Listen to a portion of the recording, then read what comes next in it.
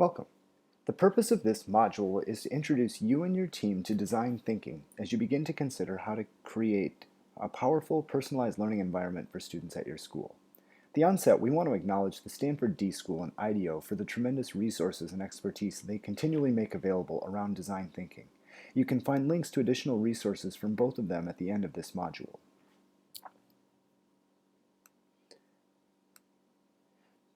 This module is designed to be very flexible and adaptive to your context and needs. As a roadmap, after this brief introduction, the module consists of an opportunity for you as a team to experience a full design thinking cycle. After this key experience, you will find sets of possible tools or activities based on the key phases of the design thinking process. The idea is that with a good sense of design thinking, you can determine the most useful direction for you and your team to explore as you seek insights and ideas for your school design. But before we get to that, some of you might be wondering, what is design thinking and why would it be useful for us at this moment in our school design work? Tim Brown, President and CEO of IDEO, defines design thinking as a human-centered approach to innovation that draws from the designer's toolkit to integrate the needs of people, the possibilities of technology, and the requirements for business success. We like this definition because it emphasizes some key places where design thinking can impact the work that schools do. As the name implies, design thinking comes from the design world, and like all disciplines, designers have their own language and tools for the work that they do. The work of designers is often to solve messy problems with challenging constraints. For us in education, being able to draw on these tools and processes gives us new ways of approaching challenging and exciting work like personalized learning. Design thinking is often thought of as a process for solving complex problems. This is certainly true, and many designers refer to how they do their work as design or design thinking process. And you can see a sample of that design thinking process here where someone goes from empathy work to defining, to creating ideas, prototyping, and then testing those ideas. It's important to note, however, that thinking of design thinking as simply a linear step-by-step process is potentially misleading. Often steps occur out of order, or new learning or insights at one point in the process cause people to go back and revisit parts that have already been worked on. Design thinking is ultimately about finding and exploring insights around the problem you are solving, and insights can come at any point in your process. What is important, however, is to be mindful of process, and in fact, being mindful of process is one of what some would call the design mindsets.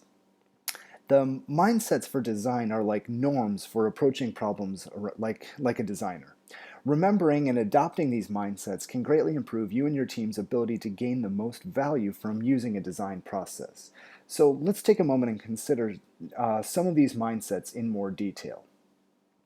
As we noted earlier, being mindful of process allows you to make good choices about where to focus your efforts by considering where you are and where it would be most valuable for you to consider going next.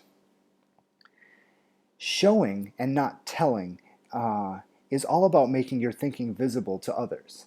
Many of the design tools you will see involve drawing, crafting physical models, and storytelling to make your ideas more real for others. As educators, we're perhaps naturally inclined towards empathy. Design thinking gives us explicit permission to take the experiences of our students seriously as the key design considerations for our work. As you consider personalized learning, time spent on empathy study may yield some of the greatest gains for you. Embracing experimentation. Your work in creating personalized learning experience for each student is one where there is clearly no out-of-the-box solution.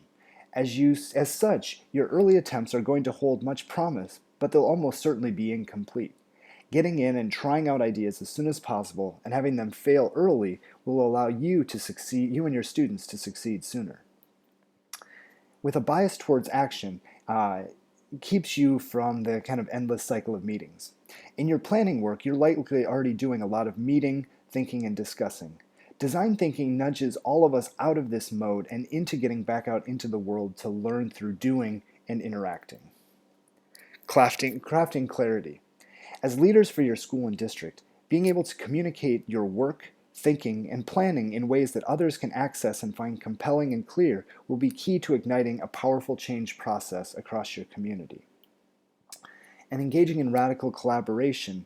As a group, you all come from a wide variety of backgrounds and experiences, and it may be your differences rather than your similarities that lead to some of your greatest insights. So ultimately, why design thinking? Design thinking embraces learning, and that is at the heart of not only what you're going to need to do to properly plan for your school design, but operating as a learning organization is going to be vital as you begin to implement and refine your work in the coming months and years. Part of our hope is that practicing and employing some of the basic concepts of design thinking during your planning work will give you tools and ways of working together that will lead to successful development of your practices in the years to come. In the spirit of design thinking and with a bias towards action, our next step is to keep moving and actually experience design thinking for ourselves.